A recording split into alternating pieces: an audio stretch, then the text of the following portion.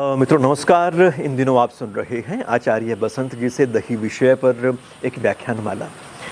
वो अपने ही ढंग से आयुर्वेद का पाठ करते हैं, अपने लोक जीवन के अनुभव से उसको जोड़ते हुए हम सबके सामने रखते हैं।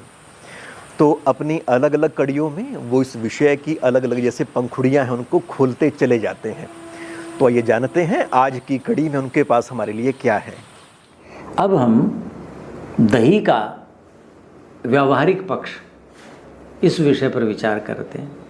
ये दही का उपयोग हम कैसे करें जिससे हम अधिक से अधिक उसका लाभ ले सकें और हानियों से बच सकें। तो देखिए क्या लिखा है, सशर्करम दधि श्रेष्ठम तृष्णा पित्त अश्रदाहजित। क्या कहा, पहले प्रसंगों में भी मैंने बात की है कि दही के अंदर खांड डालें, मीठा डालें तो गर्मी की ऋतु है, ग्रीष्म और वर्षा उसमें खांड डालें, और जो सर्दी की ऋतु है हेमंत और शिशिर उसमें गुड़ शक्कर डालें, क्योंकि उनके अंदर अम्ल ज़्यादा होता है और खांड जो है उसका अम्ल निकला हुआ होता है। और अब तो मिलती नहीं है, चीनी की बनाते हैं, बूरा होती है जिसको सीता कहते हैं आयुर्वेद में। तो सीता में खांड से भी कम अम्ल अंश होता है, उसमें और पानी डाल करके घुमाते रहते हैं और उसका अम्ल निकल जाता है और फिर वो बनती है। उसकी मिश्री बनती थी पहले, तो अब मिश्री भी शायद चीनी से बनाते होंगे लोग, क्योंकि लाभ हानि का सब जगह खेल है। तो दही के अंदर यदि सीता डल जाए, यानी बूरा जिसे कहते हैं वो डल जाए, और उसका सेवन करें आप, या उसके बाद खांड भी अब शुद्ध नहीं मिलती, मुझे तो मिलती नहीं है। मैं तो खूब लोगों को कहता रहता हूँ, दुकानदारों को, सारी कहते हैं जी चीनी का कोई भाग होता है बचा खुचा कुछ वैसा, वो सस्ता पड़ता है, चीनी मिलों से वो ले लेते हैं और उससे ये बनाते हैं लोग। बड़ी मुश्किल हो रही है खांड भी मिलनी। और मैं लोगों को कहूँगा खांड खाओ, मेरी जिम्मेवारी लगा देते हैं, हमारा इंतज़ाम करो, हमारी व्यवस्था करो, बड़ी मुश्किल हो जाती है।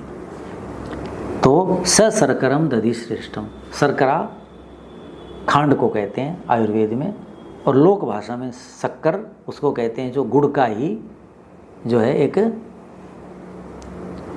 कह लीजिए कंकर पथरीला रेतीला भाग होता है जी, वो बनाया जाता है। तो गुड़ और शक्कर वो हल्के से मटमैले से होते हैं। यहाँ शर्करा का मतलब खांड से है आचार्य का। तो वो दही श्रेष्ठ, इसका मतलब क्या हुआ कि दही जब भी बताओ खाओ तो उसके अंदर ग्रीष्म और वर्षा में तो ज़रूर ये डालनी चाहिए। क्यों, दही में बताया था ना अम्ल विपाकी है, पित्त पैदा हो जाएगा, और ये क्या है, डलने से पित्त को शांत करेगा मीठा, और आपकी धातुएं भी पुष्ट होंगी, क्योंकि ग्रीष्म और वर्षा ऋतु में धातुएं बहुत क्षीण हो चुकी हैं, और ये पवित्र भी हो जाता है मीठा डालने से। तो इसलिए श्रेष्ठ माना गया कि लाभ क्या है, कहते हैं इसके लाभ है तृष्णा, प्यास को बुझाता। तो ग्रीष्म ऋतु में लेंगे 20 अप्रैल से 20 जून लगा लीजिए, ठीक है, उसमें खूब गर्मी होती है, लुएं चलती हैं, तो उसमें दही में मीठा डाल लें। मैं तो क्या किया करता हूँ कि लगभग पूरी गर्मी 10:30-11 बजे भोजन करता हूँ, और प्रातःकाल जैसे वाटिका से आया अपना, क्योंकि 3 बजे उठ जाता हूँ पढ़ लिख करके, भूख भी लगाती है, तो आते ही दही उसके अंदर खांड डाली और चुटकी भर नमक, क्योंकि पसीना आता है, तो वाटिका में बहुत श्रम करता हूँ पौधों की सेवा के लिए, तो उसको मंथन किया और उतना ही पानी डाल लिया और उसको पी लिया, बस। आपको कोई लेने की आवश्यकता नहीं, इतनी तृप्ति देता है। क्योंकि मैं तो थक के आता हूँ, कई घंटे कस्सी चलाते हैं, पेड़ पौधों की सेवा करते हैं, तो ऐसा होता है। अभी वर्षा ऋतु आ गई, अब भी मैं उसका सेवन करता हूँ। क्यों कि पसीना बहुत निकलता है, अपने आप निकल रहा है, और वहाँ तो हम श्रम करते हैं, सेवा करते हैं। तो लवण की मात्रा इस ऋतु में तो ज़रूर डालें, गर्मी में चाहे न डालें, क्योंकि इस ऋतु में लवण, शरीर के खनिज लवण पसीने से ज़्यादा निकलते हैं, और हमारे तो इसलिए कि हम वहाँ शारीरिक श्रम करते हैं, तो वो भी डाल लेता हूँ। सेंधा नमक, नमक जब मैं कहता हूँ तो सेंधा नमक, जैसे रॉक साल्ट कहते हैं, भूगर्भ से जो निकलता है वो शुद्ध होता है, तो ये तृष्णा को बुझाएगा, प्यास बुझाएगा। गर्मी में तो लू के कारण इस समय पसीना निकल आया तो फिर प्यास लगे, शरीर को चाहिए जल तो, और खनिज लवण चाहिए। पित्त को भी शांत करेगा। अकेला दही लेंगे तो क्या करेगा, अम्ल विपाकी होगा। और यदि उसमें सीता बूरा डाल देंगे या वो मिलती नहीं, खांड डाल दें शुद्ध, और वो मिला करके दही लेंगे तो क्या होगा, पित्त को भी शांत करेगा। पित्त अश्र और रक्त पित्त को भी दूर करेगा। खून को भी, यानी खून में मैंने बताया था ना, रक्त में पित्त चला जाता, ज़्यादा बनता है तो शुद्धि नहीं हो पाती, तो उसको भी शांत करता है यदि मीठा मिला के लें। और दाह, गर्मी में दाह लू के कारण, और इस ऋतु में क्या होता है, पित्त का संचय हो रहा है, शरीर में बड़ा पित्त हो रहा है। आप देखोगे ना, कोई शारीरिक श्रम करके आओ, कुछ करके आओ, आपके तलवे जलते रहते हैं। फिर हमारे तो बड़े बुजुर्ग क्या क्या करते, भाई पैरों में मेहंदी लगा लो, पैर में मेहंदी लगा लो। आजकल जैसे कांवड़ यात्रा चल रही है, लंबी यात्राएं करते हैं, 200 500 किलोमीटर तक की, ठीक है कि नहीं, तो कितनी दूर तक यात्रा कर रहे हैं, रोज़ चलना है उन्होंने। तो फिर वो लोग, हम बचपन से देखते थे उनको मेहंदी लगा के चलते कि रात को जहाँ सोए मेहंदी लगा के सो गए। क्यों, मेहंदी शीतलता देती है। और दिन भर चलेंगे, गर्मी है, पैर में और ज़्यादा जोर पड़ा तो दाह हो जाता है, पैरों में छाले हो जाएंगे, दाह हो जाएगा, जलेंगे, तलवे जलते हैं जिसे कहते हैं। तो दाह का मतलब, तो इस ऋतु में पित्त संचित हो रहा है, और ग्रीष्म ऋतु में जल का अभाव हो जाता है, लुएँ चलती हैं तो दाह होता है। तो यदि हम दही में खांड या सीता बूरा मिला करके लेंगे तो आपको इस चीज़ की शांति पैदा करेगा। सगुड़म, गुड़ की बात की थी कि हेमंत और शिशिर, यानी 20 नवंबर से, हैं जी, वैसे तो हेमंत 20 अक्टूबर से शुरू हो जाती है, लेकिन मैंने बताया था कि शरद ऋतु के रोग 10 नवंबर तक होंगे। क्यों, जैसे आप तवा गरम करें और अग्नि बंद कर दें, देर तक गर्म रहता है ना, ऐसे ही सर्दी में तवा ठंडा था और नीचे आग जला दो बर्तन के, तो बर्तन क्या है, देर तक ठंडा रहता है ना, तो प्रभाव बाद में भी रहता है, जैसे आप अंग्रेजी में कहते हैं आफ्टर इफेक्ट। तो गुड़ यदि खाना है तो 20 नवंबर के समय खाएं, उससे पहले नहीं खाएं। क्यों, उससे पहले गन्ने का जो गुड़ है वो कच्चा मिलेगा और पुराना रखा हुआ होगा, वर्षा गई है, उसमें अम्ल पैदा हो गया होगा। तो और शरीर के अंदर ही भी अम्ल बहुत रहता है, किसका, शरद ऋतु का, और गुड़ अम्ल पैदा करता है। तो 20 नवंबर से पहले नहीं, और हो सके तो 1 दिसंबर से लेकर के दिसंबर, जनवरी, फरवरी, पूरी फरवरी तक खाओ, मार्च में बंद कर दो, नहीं तो 10 मार्च तक भी ले लो, फिर खाओ।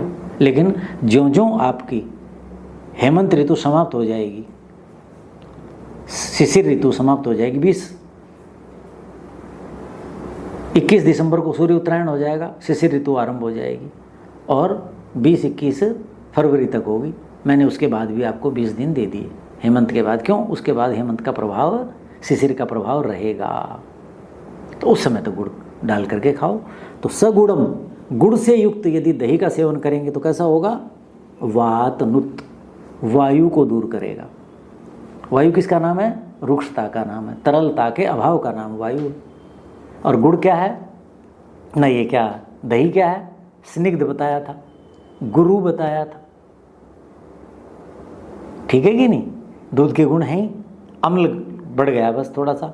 और मधुर, अम्ल और लवण, ये 3 रस, मधुर, अम्ल और लवण, ये कफ को बढ़ाते हैं। मधुर रस, अम्ल रस, तो दही स्वाभाविक रूप से मधुर होता है, जो ऋतु मैंने बताई उसमें, और फिर अम्लता उसके बाद थोड़ी सी आ जाती है, और आपने ऊपर से मधुर रस डाल दिया। ये तीनों क्या करते हैं, कफ को बढ़ाएंगे। तो कफ बढ़ गया तो शरीर में रुक्षता थी, उसी का नाम वायु दूर हो जाती। तो वायु को दूर करने वाला वृष्यम, दही खूब भारी है, पच गया, और उस समय तो जठराग्नि खूब तगड़ी होगी। कहते हैं ना कंकर हजम पत्थर हजम, लड्डू बनाते हैं तरह तरह के, क्या क्या चीज़ें खाते हैं जी, रोज़ लोग परांठे खाते हैं, गाजर पाक खाते हैं, कितनी प्रकार की चीज़ें बनती हैं भारत में, तो पूछो मत। ऐसा लगता है पाक विद्या में भारत के लोग सबसे अधिक वो हैं, इतनी ऋतुएं उनमें इतने पर्व, उनमें इतनी चीज़ें अच्छी हैं, वो चीज़ें उनकी चर्चा कराऊंगा। भारत के जो पर्व हैं उनकी वैज्ञानिकता क्या है, उनकी साइंटिफिक वैल्यू क्या है, उनमें जो कर्मकांड होता है, रसोई में जो होता है, जो समाज के लिए हम करते हैं, उसका क्या प्रयोजन है, इन पर धीरे धीरे अगले व्याख्यानों में जब वो प्रसंग आएंगे संस्कृति के, तो उसमें हम बताएंगे। तो कुछ चीज़ें बुरी आ गई उसमें, जैसे नवरात्र की बताई थी हमने, बहुत उत्तम चीज़ है, बहुत उत्तम है, लेकिन कुछ विकृति आ गई, वो छोड़ दीजिए बस। तो ऐसे उन पर चर्चा करेंगे। तो लिखा दधि वृष्यम, दही क्या है, वृक्ष है। वृक्ष किसे कहते हैं, जो सातवीं धातु को पुष्ट करता है। इसका मतलब क्या हुआ कि पहली धातुएं तो पुष्ट होंगी ही होंगी इस दही के खाने से। कौन से, सगुणम, गुड़ से युक्त दही खाना, उसका लाभ क्या हुआ कि सातवीं धातु भी पुष्ट होगी। ये कहा। तो वृक्ष, अब ये दही कैसे हो सकता है, एक तो गुड़ की शक्ति मिल गई, दूसरा क्या है कि सर्दी के समय खाने के लिए कहा है मैंने कि हेमंत और शिशिर में ही खाना है। क्यों, हेमंत और शिशिर ऋतु में प्रकृति में सबसे अधिक सामर्थ्य होती है, हेमंत और शिशिर में। हेमंत ऋतु क्या है, विसर्ग काल का अंतिम समय है।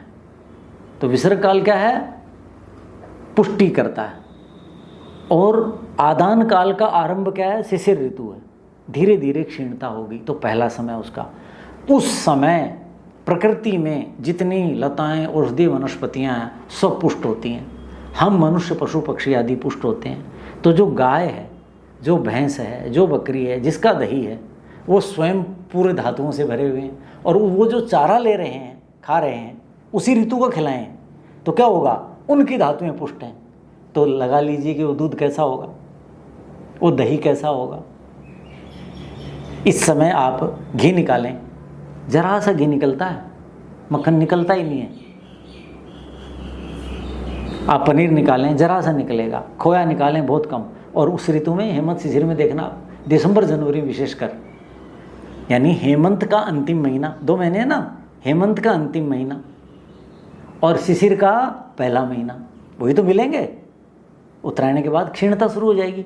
उस समय दूध कितना शक्तिशाली होता है, क्योंकि सब चीज़ें। तो ऐसे दही में गुड़ मिला के खाएं। कौन सा गुड़, जो गन्ना अब पूरी वर्षा ले रहा है, उसके बाद शरद ऋतु में ओस लेगा, और उसके बाद वो पुष्ट हो जाएगा, और 20 नवंबर के बाद या 1 दिसंबर के बाद जो गन्ना का गुड़ निकलेगा, कितना गन्ने का गुड़ वो पुष्ट होगा, शक्कर पुष्ट होगी।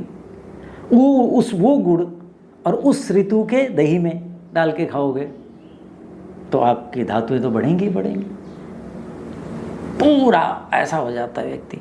तो गुड़ डाल करके कभी भी अन्य ऋतुओं में नहीं खाना।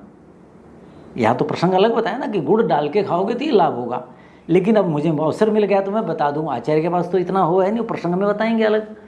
तो गुड़ जिस समय खाते हैं वो समय है, तो उस समय आपका ये लाभ करेगा। बृहन्नम, वृष और बृहन्नन ये 2 हैं। बृहन्नन पदार्थ वो होता है आयुर्वेद में जो 7 धातुओं को पुष्ट करता है। तो क्या हुआ, रस, रक्त, मांस, मेद, अस्थि, मज्जा और शुक्र, ठीक हो गया। ये 7 धातुएं हैं। तो उनको जो पुष्ट करे वो बृहन्नन कहलाता है, उनको संतुलित रखे। और वृक्ष कौन सा कहलाता है, जैसे भैंस का बताया था दही, जैसे अब ये बताया गुड़ डालने के बाद जो दही की शक्ति बनेगी वो क्या होगी, जो 7वीं धातु को पुष्ट करेगी, यानी इसका बल उधर है, वो अधिक बल। तो जो युवा हैं, गृहस्थ हैं, समझ गए कि नहीं, जिनकी धातु 7वीं नई सृष्टि के लिए खर्च हो रही है, वंश परंपरा को आगे बढ़ाने के लिए खर्च हो रही है, वो हेमंत और शिशिर ऋतु में जब गुड़ के साथ दही खा सकते हैं उस समय खाएं। ये नहीं कि सोचें कि जी मई जून में गुड़ के साथ खाएंगे फिर आपको गर्मी हो जाएगी, वर्षा ऋतु में खाएंगे पित्त के रोग हो जाएंगे, फोड़े फुंसियाँ हो जाएंगे। गुड़ के साथ दही खाने का मतलब ये नहीं है कि जब चाहो खा लो, वो जो ऋतु है उस समय खाओगे तो ऐसा लाभ होगा। और इस ऋतु में जिसकी अन्य धातुएं क्षीण है, सारी धातुएं क्षीण है, उनके लिए भी ये उत्तम है, अर्थात ये बृहन्न है। कौन? गुड़ से युक्त दही। तर्पणम, तर्पणम क्या है? सहस्राक्षर इंद्र को कहा, तर्पयति मेदिनीम, साहित्य में वर्णन आता है कि इंद्र जो है वो पृथ्वी को तर्पित कर रहा है। कब? ग्रीष्म के ताप से जब सूर्य भूमि को तपा रहा है, ग्रीष्म ऋतु में सब कुछ तप जाता है, और उसके बाद इंद्र भूमि को कैसे कहता? तर्पयति। तो आजकल वर्षा जो हो रही है 20 जून के बाद, अब तो खैर देर हो गई, काफ़ी हो गई है, लेकिन उस समय क्या आरंभ में 2, 3, 5 दिन, सप्ताह तक कहते भाई 1-2 बार तगड़ी वर्षा हो जाए, उसको कहते हैं तर्पण। कि पृथ्वी की जो क्या थी, गर्मी थी, जो ताप था, जो वो झुलस रही थी, वो सारी निकल जाए और उसके अंदर क्या हो जाए? सस्य, घास उग जाए। जो पेड़ पौधे सूखे हुए थे, रुक्ष हो गए थे, म्लान हो गए थे, उनके अंदर हरियाली आ जाए, नई नई कोपलें आने लग जाएं, उसका नाम है तर्पण। समझ गए? तो ऐसे ही हमारा शरीर, ऐसे ही हमारा शरीर। अब तो लोग काम कम करते हैं, खाते ज़्यादा हैं, लेकिन जो पहले देश में अभाव ज़्यादा था, हम बच्चे थे, चीज़ें मिलती नहीं थी, शारीरिक श्रम ज़्यादा था, खेतीबाड़ी पशुपालन ज़्यादा था, तो लोग क्या कहते थे भाई, जो ही हेमंत शिशिर आई खूब घी दूध हो जाता था, कहते भाई अब शरीर को तरावट दे लेते हैं जरा, खूब खाते पीते थे, साल भर की रुक्षता समाप्त कर देते थे। तो ये है कि शरीर में जो रुक्षता है, जो वायु हो गई है अन्य ऋतुओं के कारण, कार्य करने के कारण, बौद्धिक श्रम के कारण, चिंताओं के कारण, अंदर से रुक्षता। आज ही वाटिका में सवेरे था, कोई बहुत बुद्धिजीवी मिल गए, तो कहने लगे डॉक्टर साहब वो थोड़ा सा ना, वो बच्ची पढ़ती है यूनिवर्सिटी में, और दिल्ली यूनिवर्सिटी में, और उसके तो बाल सफ़ेद होने लग गए, ये और तो क्या करें, बच्चे पढ़ते। मैं कहा तनाव ज़्यादा करती। मैंने कहा शरीर की क्षीणता में 10% सहायक है भोजन, 90% सहायक है चिंतन, सकारात्मक चिंतन। ऐसी हानि में नकारात्मक चिंतन, क्या बनेगा, कैसा होगा, ये नंबर आएंगे कि नहीं, फर्स्ट आऊँगा कि नहीं, इतना बुरा हाल है, ये क्या हो गया, उसका तो ऐसा हो गया, अनावश्यक शंकाएं। हमारे वेद में क्या कहा? कुर्वन्ये वे कर्माणि जिजीव, कर्म करते हुए जीने की इच्छा कर, कर्म किए जा फल की इच्छा मत कर। ऐसा रहेंगे तो फिर कर्म तो कर दिया, फल तो मिलेगा, हमारे अधीन नहीं है, वो हमारे अधीन नहीं है, फिर क्या कर रहे?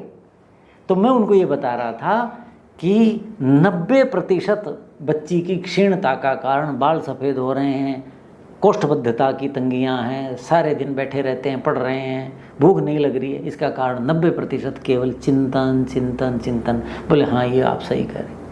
मैं कहा कितना ही खिला लो? वो कहने लगे जी ये बूटी दे दो, ये दे दो, ये ले जाऊँ, ये ले जाऊँ, कुछ खिला दो। मैंने कहा ले जाओ, ये 10% काम करेंगे, 90% तो उसके अधीन है, बच्ची के अधीन है। तो तर्पण का मतलब समझ गए? तो ये जो गुड़ है, इसको दही के साथ खाएंगे, दही में गुड़ मिला के खाएंगे तो शरीर को क्या करेगा? तर्पित करेगा। ये जो पढ़ने से, चिंता से, तनाव से हम अंदर ही अंदर सूखे जा रहे हैं, बुरा हाल है। और गुरु भारी है। अब बताओ गर्मी में यदि, या वर्षा ऋतु में, वर्षा के बाद अब शरद ऋतु आएगी, हैं जी, उसमें यदि हम गुड़ मिला के खाएंगे तो पित्त गर्मी करेगा। दूसरा क्या होगा? दही पहले ही भारी होता है और गुड़ मिलने से और भारी हो गया, पचेगा। ग्रीष्म, वर्षा और शरद ऋतु में सबसे अधिक क्षीणता होती है जठराग्नि की, सबसे मंद होती है, और आपने पहले दही में गुड़ मिला के खा रहे, समझ रहे? तो गुड़ तो केवल 2 ऋतुओं में मिला के खाना है, हेमंत और शिशिर, बस। तो ये गुरु भारी है, होने तो जी भारी।